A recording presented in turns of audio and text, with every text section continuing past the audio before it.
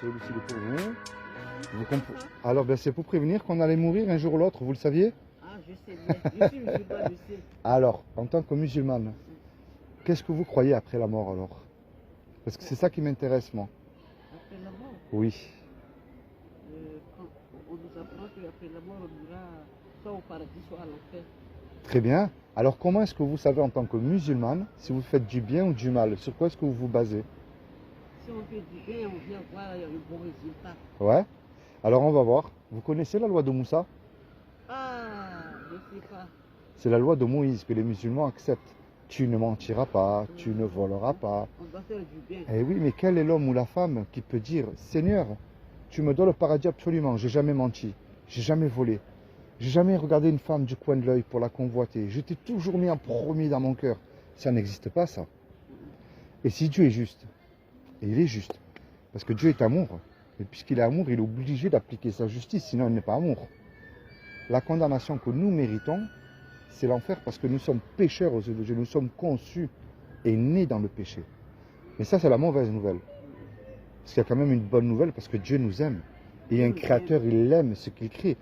Par exemple, lorsque vous préparez les petits plats, même si c'est fatigant, mais vous aimez vos petits plats. Et Dieu, c'est pareil. Il y a 2000 ans, est-ce que vous savez ce que Dieu a fait pour vous? De quoi? Il y a 2000 ans, est-ce que vous savez ce que Dieu a fait pour vous, par amour? 2000 ans passés. Ouais. Il y a 2000 ans, Dieu, comme il n'a trouvé personne de parfait sur terre, et je dis bien personne, ce qui est impossible aux hommes ne l'est pas à Dieu. Dieu peut là apparaître sous une forme humaine devant nous, hein. Il peut faire ce qu'il veut, Dieu. Eh bien, il s'est habillé. Je ne sais pas sa forme exacte. Eh oui, mais il s'est habillé avec un corps justement qui est Issa. Eh oui, il a dit, quiconque croit que Issa est le Fils de Dieu, qu'il est ressuscité du royaume des morts, il aura la vie éternelle à mes côtés. Mais quand je dis Fils de Dieu, je sais qu'il y a un problème avec les musulmans avec ça. Dieu est un esprit, on ne peut pas le voir. Mais quand vous voyez Issa, qu'il a même vaincu la mort, qu'il a chassé le voleur dans le temple, qu'il a fait des miracles autour de lui. Ni un prophète, ni un apôtre est vivant, il n'y a que Issa. Vous voyez Dieu à travers. C'est une image. Les Arabes, on les appelle les fils du désert. Quand on voit un Arabe, on voit de suite les palmiers, le désert. C'est une image. Le désert ne peut pas avoir d'enfant. Ben, c'est pour ça qu'on dit fils de Dieu. C'est une image en fait. Mais vous savez que le problème de croire en lui, le problème de croire en lui, ça ne suffit pas. Les démons, ils y croient aussi en lui. Et ils tremblent. Les démons sont beaucoup plus humbles que nous de ce côté-là. Nous, on dit qu'on croit à Dieu. Et Oui. d'après ce que vous dites, même Les démons aussi, ils croient en Dieu. Et oui, ils tremblent. Par contre, ils savent qui est. Les démons, ils savent qui est Issa. Ils savent qui c'est. Alors moi, le but de ma démarche, madame, parce que je vais vous montrer quelque chose qui va vous surprendre, parce que j'ai le Coran avec moi. Le but de ma démarche, moi, c'est pas de vous envoyer dans une église, dans une mosquée, c'est pas ça, moi. Les hypocrites, il y en a de partout. Il y en a qui vont à la mosquée vendredi, samedi, ils vont vendre la drogue, ou ça, c'est pas musulman. Il y en a qui vont chanter Alléluia dimanche matin à l'église. Lundi, mardi, ils ont oublié qu'ils ont chanté Alléluia. Moi, le but de ma démarche, ça s'appelle la repentance. La repentance, c'est-à-dire qu'on se repent chaque jour de nos péchés. Eh oui. Et on se tourne vers Dieu. Comme il se peut que j'ai fait tant de mal. Mais moi, c'est pareil. Hein. Et maintenant, je dois repentir, c'est ça. Eh oui. Et je vais vous poser une question. En tant que musulmane, est-ce que vous devez pas croire? Croire, c'est autre chose. Les démons croient en Dieu aussi. Hein. Est-ce que vous devez obéir à Issa et lire l'Injil? Si je vous pose ces deux questions, je sais pourquoi moi. Est-ce que je peux croire à Issa? Ouais, obéir à Issa, et lire l'Injil. Je peux. Pourquoi je veux dire ça? Je vais vous montrer quelque chose. Puisque d'après nous, Issa, ce n'est que Jésus. Oui, Hein? oui, C'est ça? c'est ça. Alors, Et ça c'est les traités. J'ai le Coran là, hein, je peux vous le montrer. Il est là le Coran. Ça c'est les traités. Le Coran enseigne que le véritable musulman, pas croire, c'est autre chose de croire, doit obéir à Jésus. Là c'est en arabe, je ne sais pas si vous lisez l'arabe, et là c'est en français. Et quand Jésus apporta l'épreuve, il dit, là c'est Jésus qui parle, je suis venu à vous avec la sagesse et pour vous expliquer certains de vos sujets de désaccord. Désaccord, c'est entre musulmans et chrétiens. Craignez Dieu, craignez Allah et obéissez-moi. Jésus demande que vous lui obéissez. C'est-à-dire que Jésus est entre le Dieu et nous. Eh oui. C'est-à-dire quand tu as le paradis, l'entrée, vous savez, dans le Coran, j'étais surpris moi, quand j'ai lu le Coran. Il y a un chemin qui mène au paradis, mais qui mène à Issa. Dans n'importe quelle religion, il y a toujours le nom de Jésus qui sort. C'est qu'il faut réfléchir à ça. Le Coran enseigne que le véritable musulman doit suivre l'Injil. Et nous avons envoyé après eux Jésus, fils de Marie, pour confirmer, pas pour retirer, confirmer ce qu'il y avait dans la Torah avant lui. Et nous lui avons donné l'évangile où il y a guide et lumière. C'est-à-dire que le Torah était venu avant. Avant, c'est l'Ancien Testament. L'évangile. Oui. Et après, Torah, c'est après l'évangile. et avant, et après il y a eu l'évangile. Maintenant, regardez.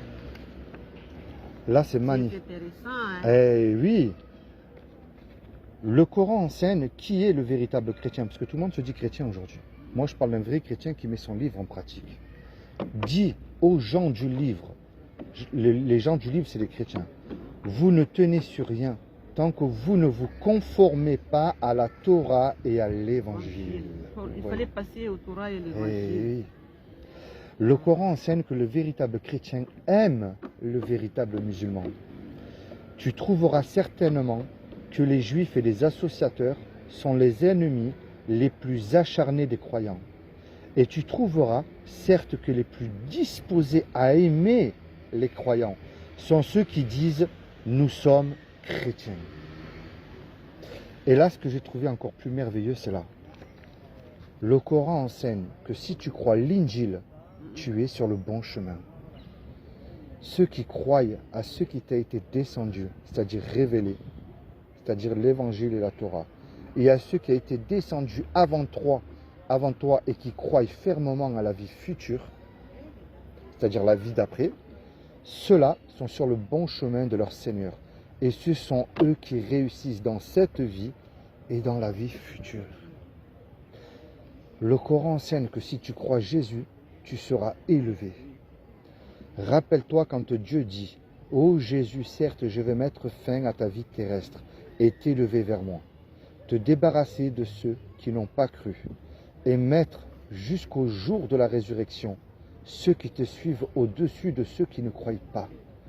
Puis c'est vers moi que sera votre retour et je jugerai entre vous ce sur quoi vous vous opposiez. » Ça, moi, je vous le laisse. Merci.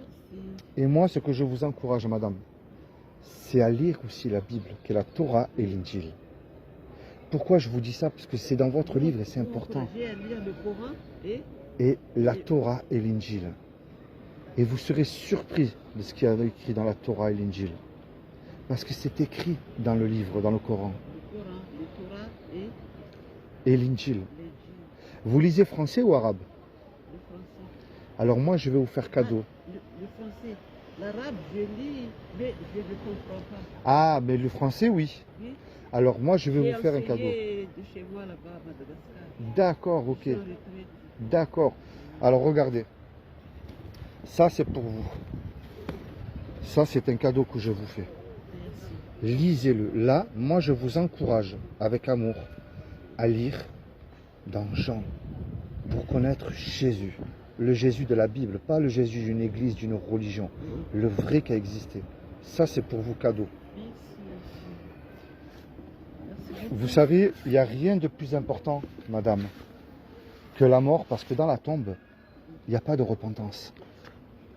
Et on ne pourra pas arriver devant Dieu et lui dire, Il faut tenter de la repentance. Hein? la repentance, c'est important. Alors, Vous savez, je veux repentir. Et oui, ça ne veut pas dire, parce qu'on confond beaucoup de choses, ça ne veut pas dire devenir fanatique religieux ou religieuse. Ça ne veut pas dire ça. La religion nous dégoûte de Dieu quand on voit tout ce qui se passe. Mais ça ne veut pas dire que Dieu n'existe pas. Ça veut dire que c'est nous qui avons un problème avec Dieu. La vraie religion, parce qu'il y a écrit, c'est vrai dans la Bible, il y a écrit la religion pure et sans tache. Ça veut dire d'aller aimer son prochain et l'aider, de visiter les veuves et les orphelins, ce qui est différent. Et la religion, encore une fois, c'est quoi? C'est les hommes qui s'accaparent Dieu pour dominer sur nous. C'est pas ça Dieu qui veut. C'est votre cœur sincère. Il veut vous aider. Il veut une relation personnelle avec vous. Et plus que tout, madame, vous sauvez le jour du jugement dernier. Eh oui, c'est ça la vraie religion. Jésus, il est rentré dans le temple, vous le lirez. Il a chassé les voleurs du temple parce qu'ils étaient bons, comme les religieux d'aujourd'hui. Extérieurement bons, mais pas à l'intérieur. Jésus était assis à table avec les prostituées, les ivrognes, pas pour devenir comme eux, non. Pour leur montrer le véritable chemin. C'est-à-dire qu'on se ressemble. Eh oui. Pas de différence. Eh oui. C'est pas comme notre vie actuellement. Eh oui. Si on a quelque chose, on est comme ça, on fait comme ça. Hein. Si vous remarquez bien, on aime Dieu que dans les mauvais moments, mais dans les bons moments, on l'oublie. Quand tout va bien. Et c'est pas ça. Lui, ce qu'il demande de Dieu, c'est tous les jours vous aider. Parce qu'il vous aime. Vous avez de la valeur à ses yeux. Eh oui, et vous avez de la valeur à ses yeux. C'est ça. Encore une fois, vous savez, ceux qui disent, je vous le dis moi, parce que moi je suis sorti de ce milieu église, je mets la Bible en pratique. Dans la Bible, Jésus nous dit, allez, pas rentrer, allez annoncer l'évangile. Et moi je viens vous voir avec amour pour vous dire, madame, Jésus vous aime, il est mort pour vous à la croix, il va revenir et il veut vous sauver. Maintenant, si je me suis trompé, et je ne pense pas, ben, j'ai rien fait de mal, vous n'avez rien perdu. Mais si c'est moi qui ne me trompe pas, madame. Et moi, je ne vous connais pas, hein. Je veux vous voir là-haut, hein. Eh oui. Rendez-vous là-haut. Eh oui. Je vous remercie beaucoup. C'est moi. Vous m'avez raconté tant de belles histoires, tant de belles... Comment c'est pas histoire, mais... Je vous ai partagé, je vous ai amené une petite graine d'une foi dans votre cœur. Et cette graine-là, à moi de les s'aimer. C'est à vous de la faire grandir. Et vous allez voir, quand vous allez lire la Bible, vous allez dire, mais c'est fou, c'est pour moi ce verset. Parce que Dieu parle à travers sa parole. Aujourd'hui, il y a beaucoup de faux prophètes qui, un mois après, se sont trompés. Hein. Et Dieu nous avertit de ça aussi. Vous savez, un jour ou l'autre, on va faire le grand saut dans la mort. Ça, c'est certain, on y va tous, qu'on soit riche ou pauvre. Hein. Mais est-ce que Jésus... Eh oui, mais est-ce que Jésus ne serait pas votre parachute? Parce que le seul nom qui nous a été donné sous le soleil, devant lequel tout genou fléchira, soit pour la perdition éternelle, soit pour la vie éternelle, c'est le nom de Jésus. Eh bien moi je vais vous voir là-haut. Eh oui. C'est comment votre prénom? Moi c'est Philippe. Philippe, vous? Oui. Moi je m'appelle Vicky Binti Ali. Comment? Vicky, V-I-K-Y. Vicky. Binti Ali. Alors je vais dire Vicky, c'est plus facile pour moi.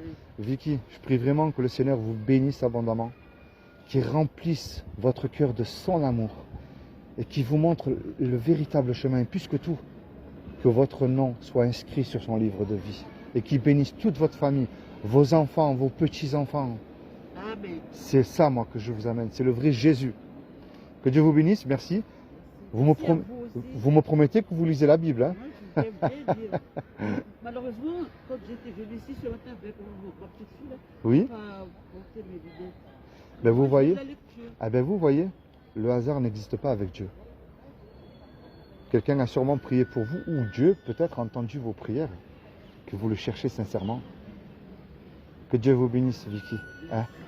À bientôt, et puis lisez-la la Bible, c'est très important. Allez, au revoir, merci. Merci beaucoup.